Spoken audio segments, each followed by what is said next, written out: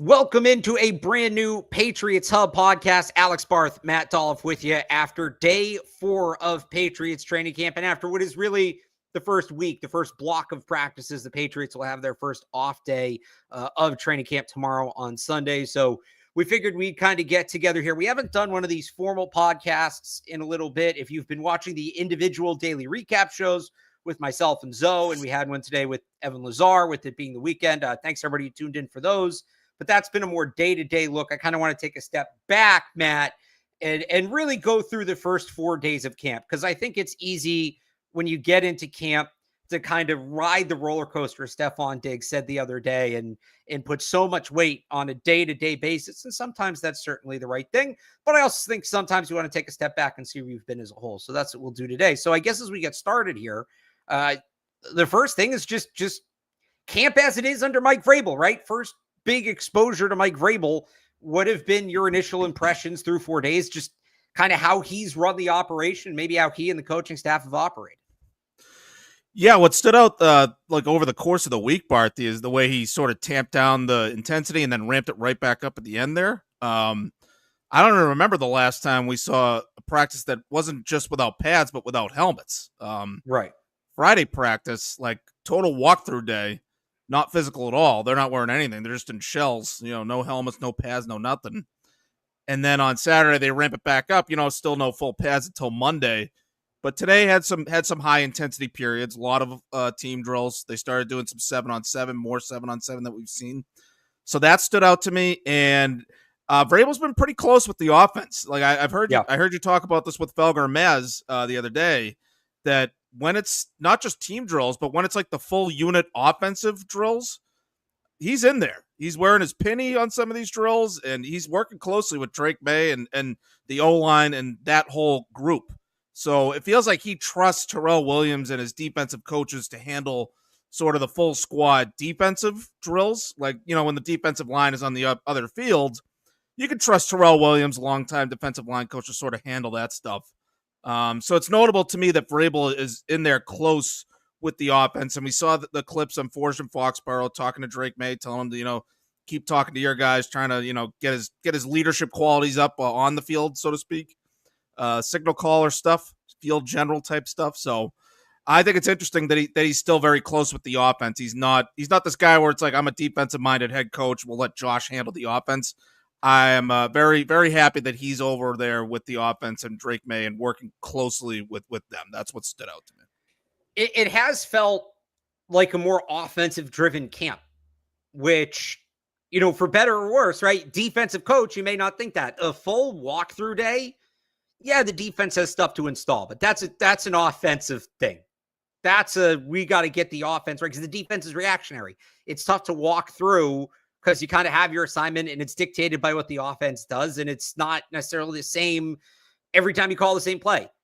So it feels offense heavy. I think it's very detail oriented. Like you mentioned, that slow it down practice last year. And look, maybe it's not fair to compare to last year, but it's kind of also hard not to do it. Last year, they just stretched 1 or 2 positional periods and then boom, they were in 11s. And it was just a lot of 11-on-11. They haven't done as much 11-on-11 work this year. There's more today, and I think that will ramp up as camp goes. But it's been more. We saw 7-on-7 today, a lot of individual, positional, instructional periods. The non-walkthrough practice, there's still walkthrough periods against air. It's a lot more. It all feels like it has a lot more purpose. Like last year's camp was super fun to watch. But, I mean, the results show it probably wasn't the best way to prepare a team. This year, today was an exciting practice. Today, there was a lot going on. For that, there was a lot of minutia. But you know what? The little things matter, and they add up. So it feels like there's been a real focus on the details and the fundamentals and the minor things as they build towards. We'll see what Monday looks like, right? The pads come on Monday, and it feels like this whole 4-day stretch was kind of building towards hitting the ground running on Monday, because you only get so many of these padded practices. You don't want to have to waste them going over stuff you can go over when you can go over non-padded practices, right? So, right. I think it was a good schedule, good start. Yeah. I mean, the relative lack of 11 on 11 has been interesting to me, but to the point you were just making about fundamentals and details and things like that, a lot of the 11 on 11 the other day, I believe it was Thursday, they worked a lot on first down. There were a lot of, people made a lot of Drake May going 10 of 10, but it was all, quick game dump offs to the running back, take the simple plays, easy plays. Let's get the drive started on first down. That was sort of the focus of those team drills. And, we haven't seen any, as far as I know, we haven't seen any real third down. Hasn't been any red zone, and they'll do a lot more of that with the pads because they want to do goal line and run the ball and things like that. But you would think like maybe we do a little 7-on-7 in the red zone or something. But there's been none of that. And there's been no 2-minute offense or anything like that. They haven't done anything like fully situational. Like the refs and the sticks haven't been out there yet. Maybe that we'll see that on Monday. We'll probably see it in the joint practice with the Commanders. But yeah, like they're really, doing sort of a gradual ramp up with the team drills. It's been a lot of foundational stuff, fundamentals, just working with the whole unit, making sure everyone's on the same page. And I don't mind the approach. They got plenty of time before they have to do this in actual games. Like, let's make sure we got the foundation down, and then we can start, building up the intensity. And we're going to see it. You're going to see it go up a couple notches when the full pads come on, and that's probably when we're going to see a lot of red zone stuff. Maybe they will start incorporating more third down, and maybe we'll see the 2-minute stuff. Like what I'm used to see, I got real used to seeing, Barthy, the 2-minute offense sort of at the end of practice, where it's like almost like, all right, let's go mano-y-mano with the offense versus the defense and see who comes out on top. Maybe they'll still do that, but the lack of that has been interesting to me, but definitely been mostly like foundational stuff. Easy stuff. Like I think they do have to drill that into Drake May in particular. Like we know the big play potential is there. We saw that today, but he's got to know when to take the shot down the field and when to take the simple stuff. Like I think that's stuff that he's still sort of learning. He's still young. This could be almost like a second rookie season for him with this whole new offense. And so they're sort of taking it slow with that team building, team drills. But I think we're going to see it ramp up on Monday. It's been interesting to see how they're sort of slowly ramping it up.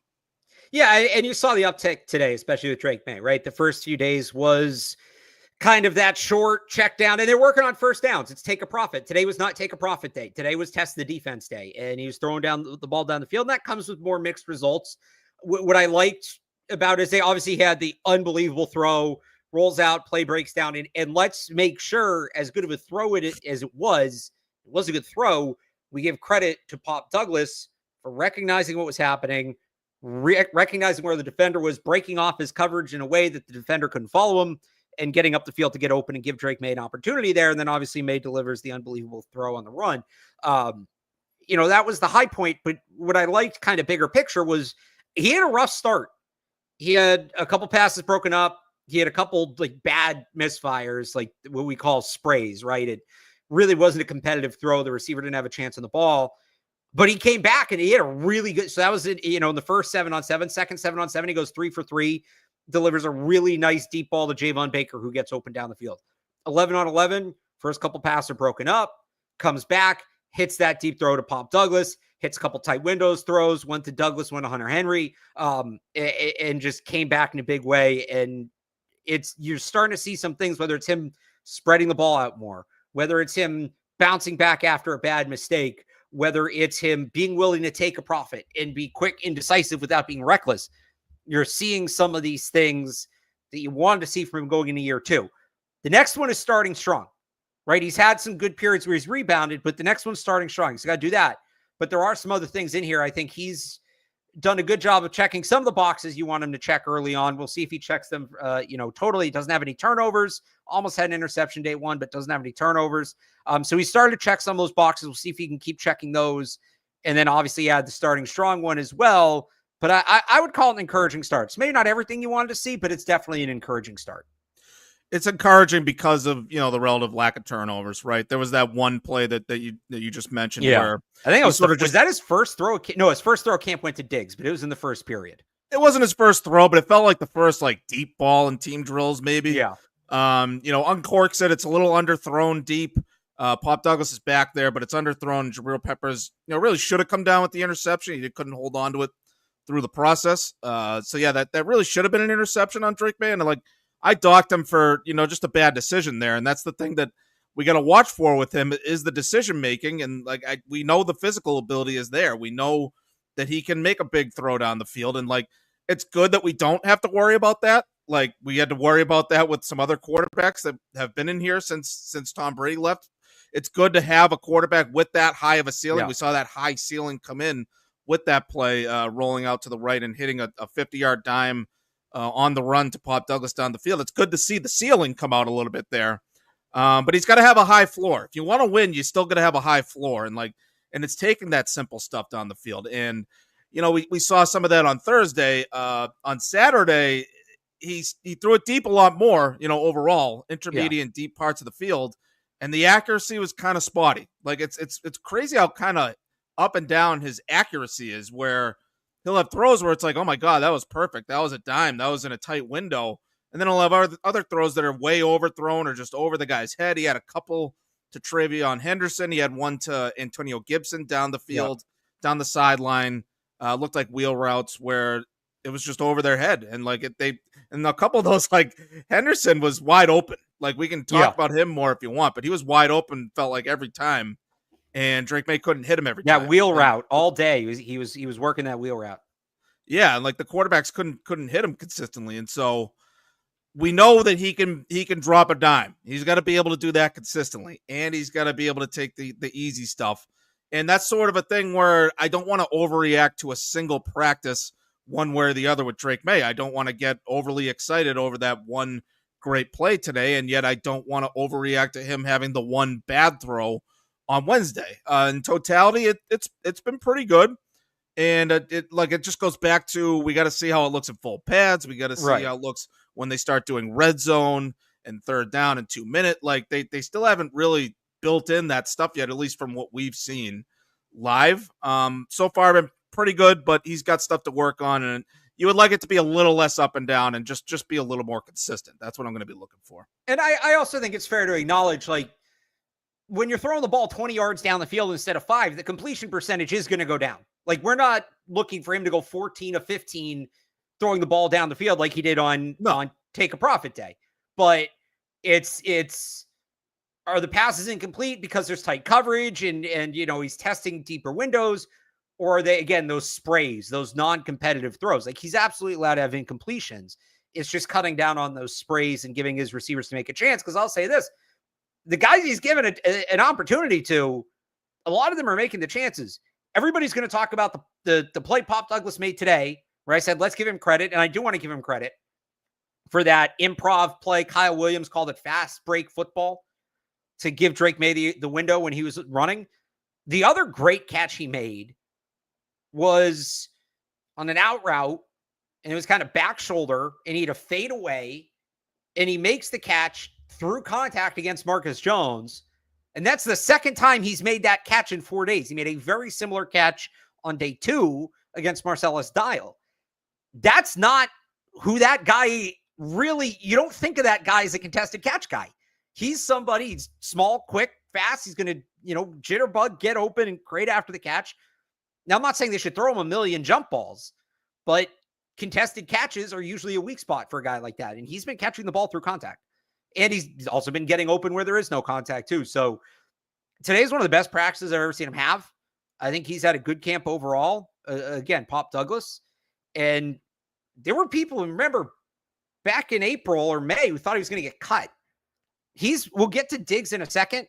And there's obviously some caveats that come with it. He's coming off the knee injury. I think Pop Douglas has looked like their best receiver through 4 days, which you want him to be, because I think outside of Diggs, where again, the injury and all that, like, Douglas probably has the highest ceiling of any receiver on their roster.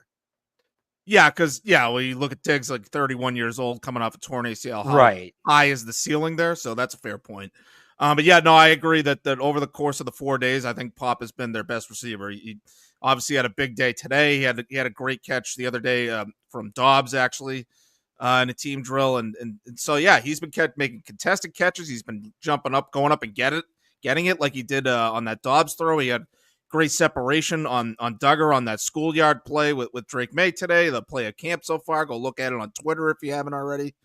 But yeah, like I think he's been their most consistent and most consistently explosive guy. And yeah, I know I've been talking with you myself on the pod about like, well, I don't know that he's a lock to make the team. He's still going to stay healthy, but I guess that's the case with, just about everybody technically. But a guy, especially his size, that's something you want to keep an eye on. And I want to see how it looks with pads. And again, I want to see how he looks in the red zone and things like that. But yeah, he's going to be a critical piece. He looks like at least the number 2 receiver on the team, if not, the number 1 in terms of targets. Like he's going to get a lot of targets. He's going to play in the slot most of the time. But we saw his capabilities down the field too. He's got long speed. And so you gotta account for him. And so I think he could be sort of the engine of the offense. He's going to get a lot of those drive starters, passes over the middle. They're probably going to go to him a lot on third down to keep drives alive. And so he's going to be used in a lot of different situations, it feels like, inside, outside. And he's been up to the task so far over the 4 days. So I think, yeah, especially after Diggs today had kind of a down day. I had him 2 of 5 catching the ball. He had 1 drop. He had 1 that looked like it was broken up. So kind of a down day for Stephon Diggs.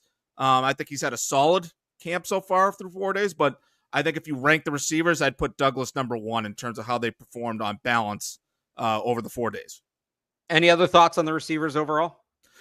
Well, it's interesting that Kayshon Boutte is consistently, a top 3 guy in terms of pecking order, how they're using him in team drills.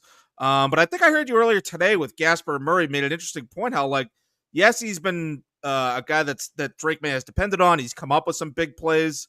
But if you're going to be a top 3 option in this offense, you kind of got to make plays a little more consistently. Like he's got to show up a little more consistently in terms of how he's being used and targeted and getting open. And I feel like he can't be a top 3 option on your team and just occasionally come up with a couple catches down the field. Like he's got to be a little more consistent than that. But it feels like Drake May trusts him. It feels like, McDaniels obviously sees something in him the way he's been, high in the pecking order there. I thought it would be more of a competition between him and guys like Kendrick Bourne. Kyle Williams is on the team, but just in terms of how much of a workload he gets. You're going to ease him in. He's a rookie. It makes sense. Yeah, but Boutte just feels like he's a top 3 receiver just in terms of how he's being used. And so I thought that's been interesting because he's been relatively quiet in terms of targets and plays out there. And remember, there were some reports that he could maybe be traded going back to before the draft. And no, he's been right in the mix. And yeah, just to kind of qualify what you said there about Boutte that sticks out to me is there's always been tremendous flashes with him. Like that's not new. But again, to be more than a rotational player, to be one of the top 3 guys, be on the field 60-65% of the time at least, you have to be able to produce consistently. Now, maybe that is just a couple big plays per game down the field because you have a guy like Pop Douglas or Stephon Diggs who can be a volume receiver, but you got to be getting open like that and giving the quarterback that opportunity game in and game out. It can't just be a few games a year. And so, the first few camps Kayshon Boutte's been here, the way it's kind of gone is he has these days where he makes these unbelievable catches or he racks up 5 or 6 catches and you're like, wow. And he goes like 3 or 4 days without a catch. And that's kind of what I don't need the wow moments from him. I know he's capable of those, and don't get me wrong, I'll take them. On a day where you're not giving me wow moments, can you still find a way to be a factor? And that's what he's done. I don't know how many times I've been like, what a catch by Kayshon Boutte, or wow, he's like just constantly getting the ball today. But he's about a catch or 2 per day, and he's just regularly in the mix, and it feels consistent, and it feels like he's giving you the same performance day in and day out. And that's important. So I think he's had a good start. I think Diggs is, all things considered, had a good start. He kind of had a rough day today. He had a couple drops, but again, just the fact he's moving the way he is, 8 months removed from that ACL, is pretty incredible. Kyle Williams had that good first day. He's kind of been a little quiet since. The really interesting thing for me, or one of the really interesting things for me, is the 2 rookies, or the 2 second-year guys. I'm still calling them the rookies, Javon Baker and Jalen Polk. They are kind of rookies based on how they played last year, right? Yeah. I say this very quietly, and there's a lot of context that comes with it. Javon Baker's had a solid start to camp. Like, he's made the most of his opportunities. Now, a lot of that has come against the 3s. The first few days, he was with the 3rd string. But if you can't beat the 3rd string, you're not going to get a chance to work with the 2nd string. If you can't beat the 2nd string, you're not going to get a chance to work with the 1st string. finally gets his rep with Drake May today. Clearly beats Jalen Hawkins. I mean, blew right by him on what looked like kind of a stutter and go, maybe a fake post, and gets open deep, and Drake May hits him and he catches the touchdown, right? That's make the most of your opportunities. I think he has a long way to go still to make this team. I still do not expect him to make the team because he's another guy where consistency's been an issue. But realistically, he's done as much. He did have a drop on Thursday. Outside of that, he's done as much as you could probably ask him to do. The numbers aren't there because Josh Dobbs kept overthrowing him. But he's been getting open. He's been creating separation, again, against the third team. But you need to do that to get chances with the second and the first team. So I still think he's on the outside looking in. But it's interesting to, and again, maybe this isn't fair, but they were in the same draft class. You kind of look at them together. He's maybe not getting the apex opportunities, but the opportunities he's getting, he's making the most of. Then you have Jalen Polk, who passed his physical, who now has the minor muscle tightness and has missed 4 practices. And I think if he can't get out on the field Monday when the pads come on, like he's already behind. You talk about him, is he too far behind now to come back from? So I don't know how many people Baker's passed. I don't think it's a long list, even with the strong start. Has he maybe passed Jalen Polk just because he's been out there? Like, it's kind of interesting, the dynamic with those two. To me, I find it interesting anyway. Maybe odds are they both don't make the team, and some people probably are just ready to be done with them. But I think it's that's a good classic camp storyline, something to follow. Sure. Yeah. I mean, the way he stepped up today, I mean, he feels like he's made a little bit of noise last couple days here. And yeah, like I wasn't going to make too much of him making catches from Ben Woldridge or even like Joshua Dobbs. But the fact that he earned his opportunities to get a pass from Drake May, and he had that nice play toasting Jalen Hawkins for what would be a touchdown. And he didn't showboat or anything. He went right back to the line after making that play. So maybe he learned his lesson there. Maybe he's starting to make a little progress. But yeah, like realistically, Diggs, Douglas, Williams, and, put Booty in there. So Baker at absolute best is the 5th guy after those guys. Well, and that's without Mac Hollins. And that's with Mac Hollins limited. That's with Kendrick Bourne still here, and he's having a solid camp. Not, he's playing between the 1s and 2s a lot, but he's having a solid day when he's out there, when he's getting opportunities. And so you got Bourne, you got Polk hasn't played, obviously. It's not looking good for him. If he can't get on the field for Monday's first padded practice, it's a lot different for him than it is for Hollins, a veteran. But Polk really needs to sort of earn a spot here and prove himself, where Hollins doesn't really have much to prove. But yeah, like it feels like you got.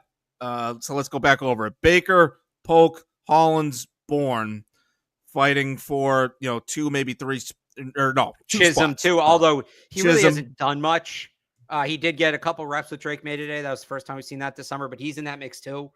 It's those guys if Mac Hollins is healthy, it's those guys for probably 1 spot. Right. So yeah, like you put Hollins is the 5th guy. You want to give him the 5th spot. Then yeah, you're talking about 1 spot for Baker, Polk. I mean, Bourne. Yeah. Bourne, Baker, Polk, and Chisholm fighting for 1 spot, basically, if you want to give Hollins a spot. And so yeah, it looks like he's making progress based on just getting that opportunity to play with Drake May, and then he made a couple plays today. And so we'll see if he could stack days, so to speak. That's been important I think that's important for everybody on the offense. Everybody's been, other than maybe Pop Douglas, everybody's been sort of up and down. But yeah, like Baker, I thought he was sort of fading into oblivion, but he's sort of come on lately the last couple of days. I just want to see how it looks with full pads, one-on-ones, right? How he's used in team drills. It's going to be interesting to see how that turns out. But yeah, feels like they're solidifying 3, maybe 4 spots at that position, and then you got 3 or 4 guys battling for 2 spots left. Yeah, just again on Baker, he's got a long way to go. He's got to keep it up. But I think this is probably the start a lot of people Jalen Polk hoped would have. Right, because he's a 2nd-round pick. He invested a little more in him, a little higher ceiling, or a little higher floor, I should say. Baker's higher ceiling, but like I think this, and I'm big on this when I cover training camping in general. Like credit where credit's due. If a guy's making plays, even if it's a guy who's with the 3rd team, who's probably not going to make the roster, but like he's going out there and he's making the most of his opportunities. Like I'll give credit where credit's due. I have no problem doing that, even if it's somebody we might not be talking about come September. So with Javon Baker, it's a little different because of where he was drafted, but credit where credit's due. Like he's had himself a good few couple of days. We'll see if he keeps it up, like you said, when the pads come on. The real thing we'll be watching when the pads come on is the offensive line. I don't Good know how much you transition. want. Right. I don't know how much you want. Thank you. I don't know how much you want to read into the first few days. The defensive line definitely looks ahead. That's usually the case, though, before the pads come on. So we'll see. That all being said, one of the most fascinating stories of camp to me is Jared Wilson, because a guy who didn't participate in the spring, well, he was on the field, but like didn't do team drills in the spring. So you think, okay, he's going to come in behind. No, he's getting reps at center day one, starting reps at center, then center and left guard, then center, left guard, and right guard. And then today he's the first to rep at center. They really like this kid. And he's ultimately going to have to prove it performance-wise when the pads come on. But it feels like they want him in the lineup. And then it's, we had kind of talked about, is it Jared Wilson versus Garrett Bradbury at center? Is it Jared Wilson versus Cole Strange versus whoever at left guard? Or is it Cole Strange versus Garrett Bradbury to see who's not going to get benched for Jared Wilson as they feel good about him in both spots, right? So I credit to that kid for being able to get ready, stay ready, not having any team drills. Only a one-year starter at Georgia, coming into a complicated offense, in part playing center, which is the most complex position on the offensive line. And the coaching staff clearly feels he's up to it. We'll see if that's the case next week when the pads come on. You did have one bad snap, but outside of that, it's looked clean to this point for whatever that's worth. If he's in there at center over Bradbury, I don't think Bradbury's a bad player, but he started to fade last year in Minnesota. He's a little bit on the smaller side. Wilson's very athletic, very aggressive. He gives you a lot more that you can do, that you can get creative with on the offensive line if he's in there. So that's been one of my favorite storylines to watch, is like, where's his usage at and what role is he ultimately going to end up playing? Yeah, we've been talking about it a little bit off the air, where it's starting to feel like Jared Wilson might be emerging as, one of their best five on the offensive line, whether that's at center or left guard. And part of that is because Bradbury's not having a good camp, in pass protection anyway. And Cole Strange, like he's been the left guard every day with the starters. And while I guess I haven't really noticed him, which might be technically a good thing for an offensive lineman, he's not getting beat a ton. He did get beat today on one play. Him and Will Campbell both, I would say, got beat with an outside to inside move by Keon White. That's sort of the book on Campbell, is that he's going to work on those outside to inside fakes. And so that was the one play that stood out to me. But yeah, just back to Wilson, it feels like at the absolute worst, he's the top backup interior lineman. He's their number 6 offensive lineman, however you want to parse that out or identify him. It feels like he's been coming on strong at the start of camp here. And yeah, it's going to be very interesting to see how that center battle shakes out and how it looks in the full pads, especially. And I feel like it's only a matter of when that, the third round pick, top 100 guy, best center in the prospect in the draft, gets the starting job. I just wonder how long Bradbury could sort of hold on to that. It doesn't feel like he has a good grasp on it at this point. And so that's going to be something we're going to be watching once the full pads come on. But just about the whole unit, Barthy, I do want to read into it a little bit. I feel like I'm reading into it more than most people want to. I feel like too many people are saying no, we just got to wait and see how it looks with the full pads. Have it take Dolloff, do it. I get it. I get it that you want to see how it looks with full pads. And, let's see. I feel like maybe they could run the ball with full pads on. I'm not convinced that the defense can stop the run. And so that's going to be something that to see who wins that battle between the offensive line and the defensive line with the full pads, and they're getting ready to run the ball. It's going to be very interesting to see which unit wins that. But it's just what do people think is going to happen when they put the full pads? Do they think all of a sudden they're going to be locking down the pass protection when the full pads come on? All of a sudden Keon White can't get through. There's no edge pressure. They can't get inside. Do all of a sudden they think they're going to gel and it's going to look perfect once they put the full pads on? I'm not convinced of that. And so I want to see how it looks when they run the ball, because Will Campbell, good run blocker. Garrett Bradbury is a better run blocker than a pass blocker. Michael Wenu, physical player, so maybe he looks better with pads on. I get all that. And there's some questions about this run defense, too, that we need answered.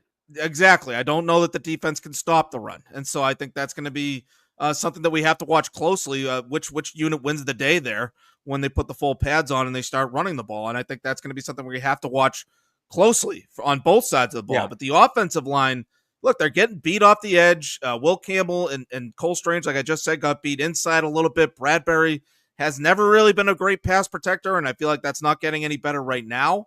And so look, and Morgan Moses has been, sharing reps with Demontre Jacobs. I don't know if that's maintenance or something different, like if he's dealing with an injury or if he's just coming back from the surgery and they're working him in.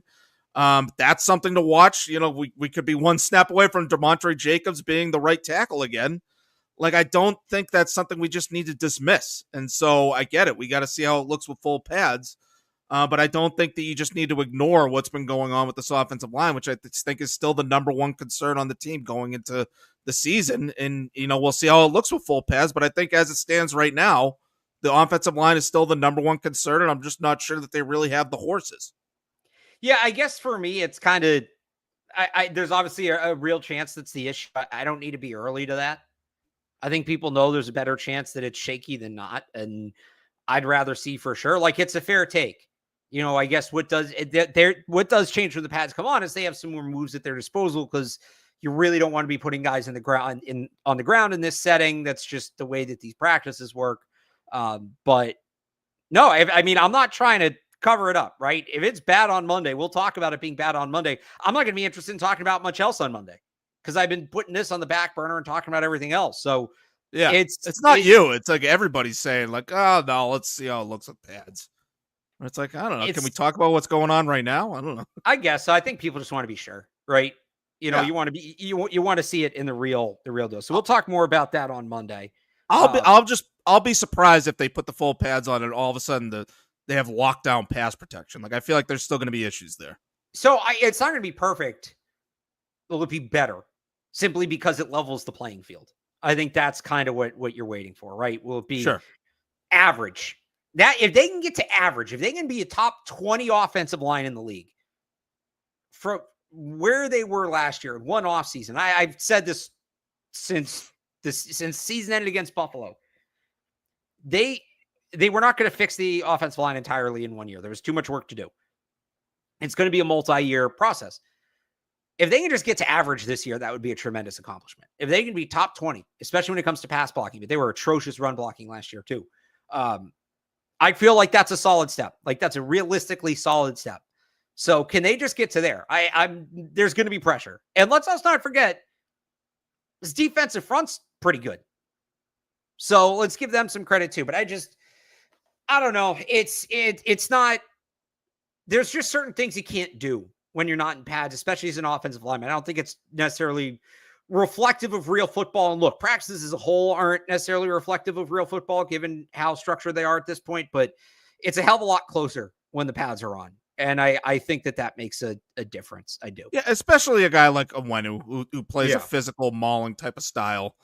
Like, maybe they can fix up the interior pressure with him, like being able to actually, take guys full on with pads. And so that's fair. I just think it's still something to watch. I just wouldn't say it's like, nothing to worry about. But yeah, like they could be average. If you're right, you get to bless us all next week. So plant your flag, Dolph. I'm not judging. Well, no, of course that's the most important thing is for my take to be correct. Yes. Nothing to do with the football team. 33 minutes in, we've been all offense. We didn't want this pod to be too long.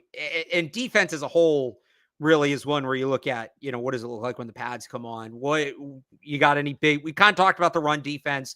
That's going to be something to watch moving forward.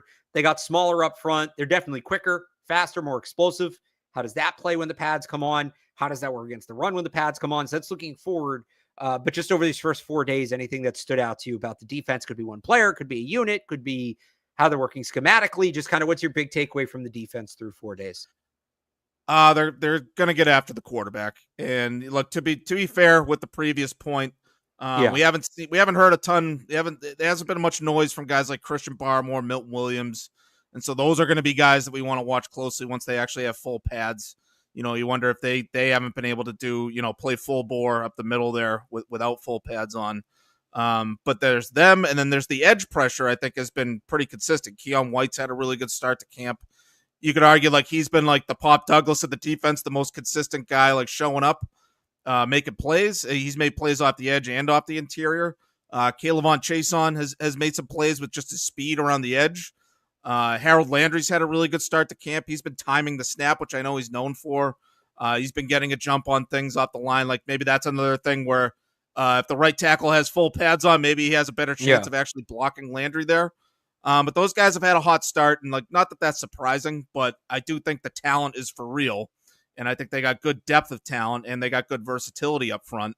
And I don't know that the defense is going to be necessarily as complex as, a Josh McDaniels offense, but they're going to line guys up in different parts of different parts of the line. And I feel like they're going to be, we know they're going to be aggressive, one gapping, attacking style. And so I really want to see who can get through with the full pads on, see if that makes a difference for them. But like, they're going to be an aggressive defense up front, and I think they are going to be able to get after the quarterback. Still have questions about how they're going to stop the run, which is something we'll be able to get a better read on with full pads.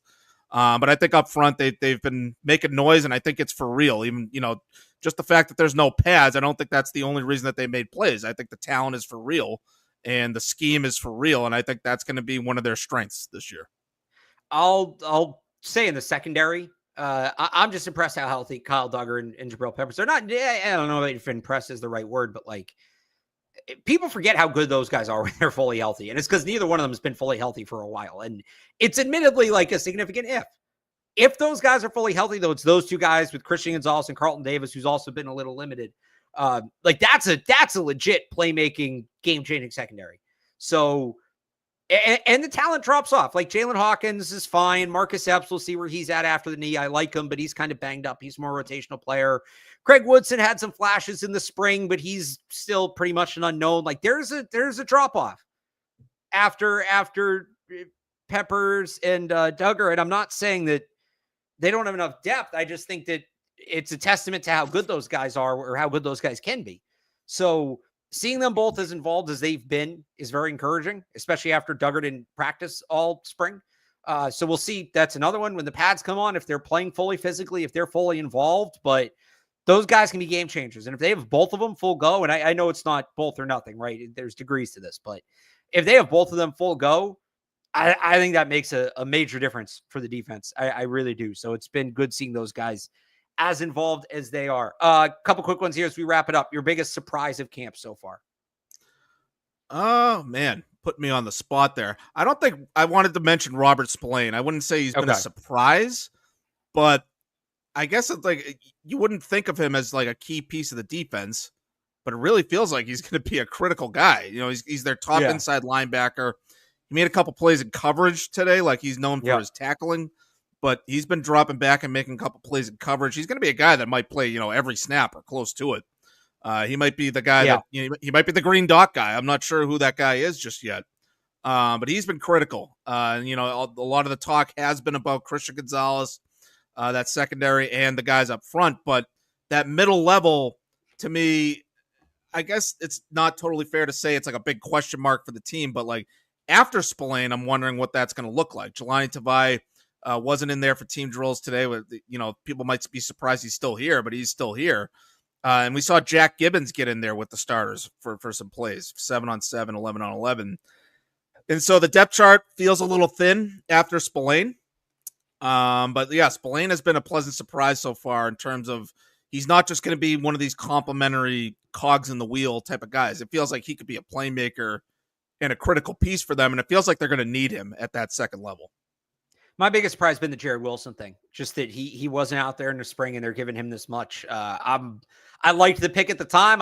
He's somebody I started talking about, I think in like November, when it was, hey, if David, even if David Andrews comes back, they need, they need somebody to be next in the pipeline. Right.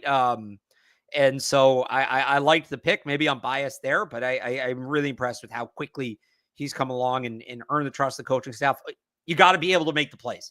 And we'll see if he can do that when the pad's on. But honestly, I was just thinking defense when you were asking big surprise. Oh, okay. But the Wilson thing, that's a fair one. But I just feel like he's, third round pick. It's only a matter of time before he starts.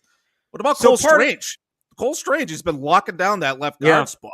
And Layden Robinson is, talk about fading into oblivion. He's been like the third string left guard. And Caden Wallace has been getting a look at left guard. And so, like, I know left guard, like, isn't necessarily the most important position on the team, but that's been something to watch as, like, a competition, an unknown, a question mark, who's going to be the left guard. And I feel that way that's shaken out has been a little surprising, with Cole Strange locking down the top spot, Layden Robinson falling back behind, and Caden Wallace looks like your backup left guard, a guy they drafted last year to play left tackle at one point. Or we think he could play left tackle. I never thought he was a left tackle, but I thought he could be a right tackle.